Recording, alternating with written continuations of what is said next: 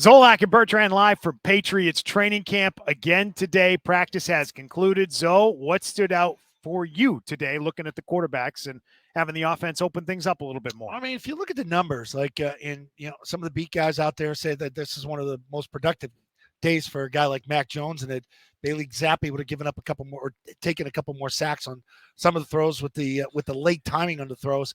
I think we get to a point 7 days in, right? It's sort of the over analyzation of numbers. Like, was this guy 10 of 14? Was this guy 8 for 8? I think to be fair to the offense, we're not in pads. You're down a tackle. Your guard got nicked up yesterday. Your number one back really isn't out there yet. The defense has an advantage right now. They're a confident group. They're running around. They look like they know what they're doing. Offensively right now, I think you're in install mode where you're repping running plays. You're not blocking anybody. It's hard to have any success or look like you're having success from an offensive standpoint, and everything is still condensed. Now, I do like the one throw that they went down the boundary with to the left side, Devontae Parker. Granted, a contested catch, but that's his forte. High back shoulder throw by Jones. Really good ball. Timing by Jones. And Parker elevates, catches it, goes down, gets up, gets back in the huddle. Now, we're not getting anything from Tyquan Thornton, which is somewhat to be alarmed. 7 days in, Kendrick Bourne gets his first catch of the camp yesterday.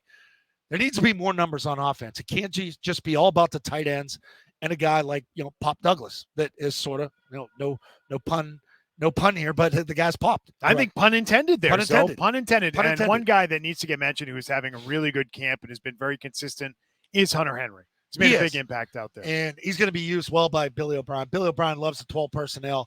They've been watching a lot of tape from Hernandez and Gronkowski back in the day.